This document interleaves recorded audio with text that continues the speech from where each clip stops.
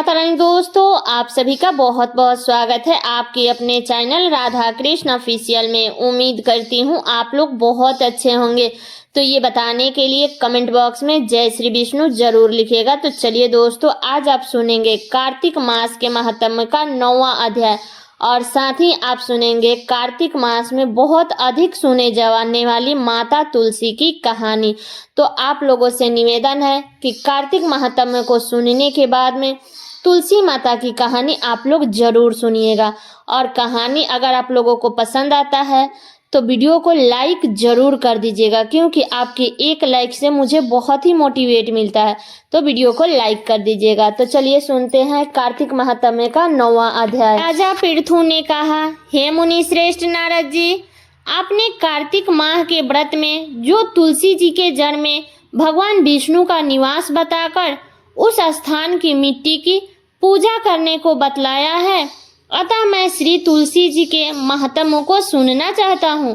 तुलसी जी कहाँ और किस प्रकार उत्पन्न हुई, यह बताने की कृपा करें। तब नारद जी बोले, हे राजन, अब आप तुलसी जी के महात्म्य तथा उनके जन्म का प्राचीन इतिहास ध्यान पूर्वक सुनिए। एक बार देव गुरु बृहस्पति और देवराज इंद्र भगवान शंकर का दर्शन करने कैलाश पर्वत की ओर चले।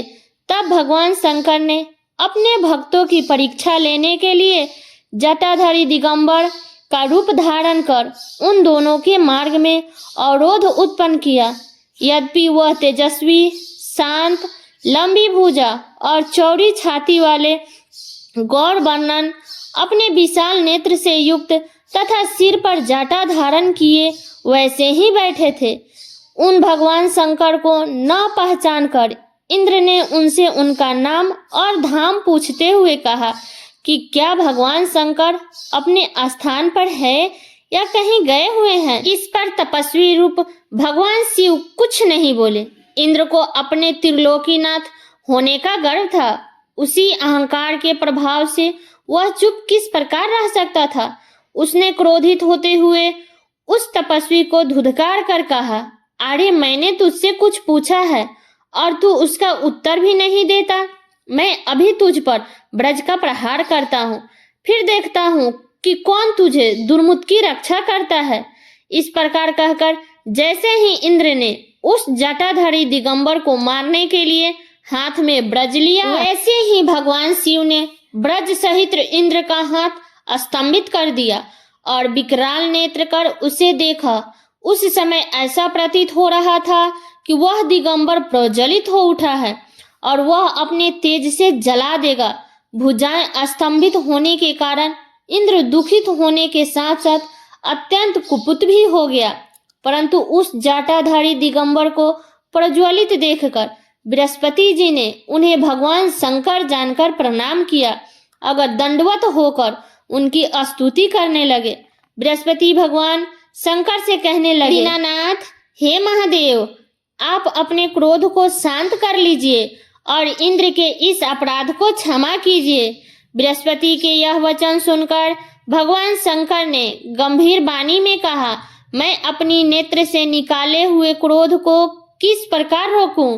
तब बृहस्पति ने कहा, भगवान, आप अपना भक्त वत्सल नाम सार्थक करते हुए अपने भक्तों पर दया कीजिए। आप अपने इस तेज को अन्यंत्र स्थापित कीजिए और इंद्र का उद्धार कीजिए। तब भगवान शंकर गुरु बृहस्पति से बोले कि मैं तुम्हारी स्तुति से अत्यंत प्रसन्न हूँ। तुमने इंद्र को जीवन दान दिलवाया है। मुझे विश्वास है कि मेरे नेत्रों की अग्नि अब इंद्र को पीड़ित नहीं करेगी।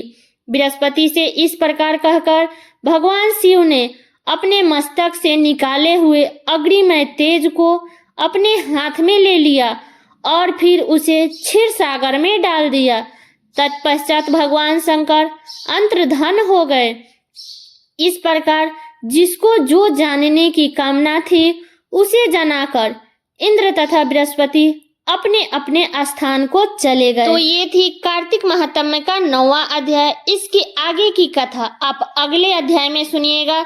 तो अब चलिए सुनते हैं तुलसी जी की कहानी। तो कार्तिक माह का अत्यधिक महत्व माना गया है। इस पूरे माह में स्नान, दान तथा अन्य धार्मिक कार्यों को करना बड़ा ही शुभ माना गया है। कार्तिक स्नान के साथ तुलसी जी की पूजा का भी अत्यधिक महत्व है। इस महीने में तुलसी जी का विवाह भी कराया जाता है। जिन्हें कन्या या संतान नहीं है वह तुलसी जी का विवाह शालिग्राम भगवान, कृष्ण जी या विष्णु जी के साथ करा करके कन्यादान का सुख पाते हैं। इस कार्तिक माह से जुड़ी एक कहानी है कि कार्तिक माह में सभी औरतें तुलसी जी को जल से सींचा करती थी। एक बुढ़िया भी थी जो कार्तिक माह में तुलसी जी को सींचने जाती थी और जब वह जाती थी तो तुलसी माता से कहती थी, हे तुलसी माता सत की दाता, मैं तेरी बिरवा सींचती हूँ, मुझे बहू दे, पीले रंग की धोती दे, मीठा ग्रास दे, बैकुंठ में वास दे, अच्छी मौत दे, चंदन का गांठ दे, अच्छे राज्य दे, खाने को दाल भात दे और 11 यानी एकादशी के दिन कृष्ण का कंधा दे।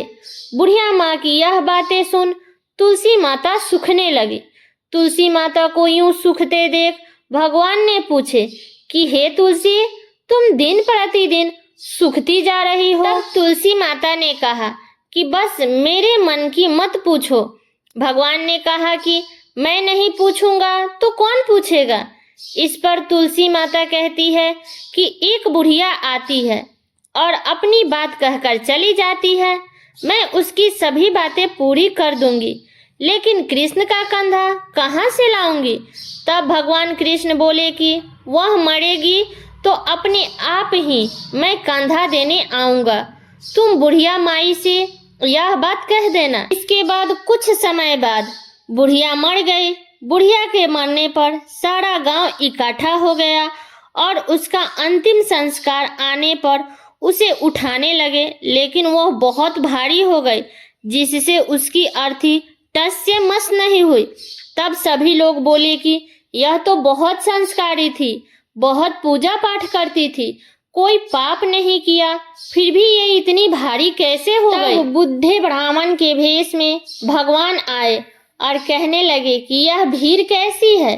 तब गांव वाले ने बोला कि एक बुढ़िया मर गई है और वह इतनी पापनी थी कि उसकी अर्थी नहीं उठ रही है, बहुत भारी हो गई है।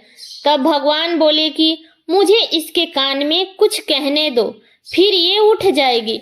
भगवान बुढ़िया के पास गए और उसके कान में कहा कि माई तू अपने मन का कर ले, पीतांबर की धोती ले, मीठा ग्रास ले, बैकुंठ में वास ले, चटक की चावल ले, चंदन की गांठ ले, झालर की झनकार ले, दाल भात कोजी ले और श्री कृष्ण का कंधा ले।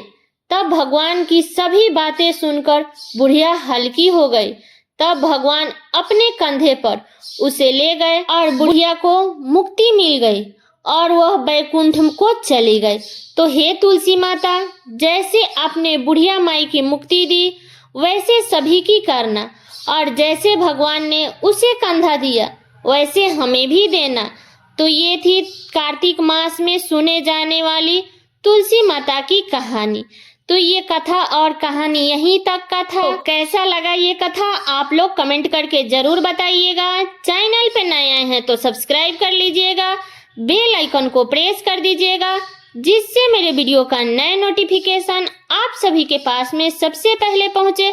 और वीडियो को लाइक कर दीजिएगा, क्योंकि आपके एक लाइक से मुझे बहुत ही मोटिवेट मिलता है। तो वीडियो को लाइक कर दीजिएगा और वीडियो को शेयर कर दीजिएगा, ताकि हर कोई कार्तिक मास के 9वें दिन का 9वां अध्याय सुन सके। तो चलिए दोस्तों, मिलती हूँ अगले वीडियो में किसी नए वीडियो के साथ में। तब तक के लिए नमस्कार।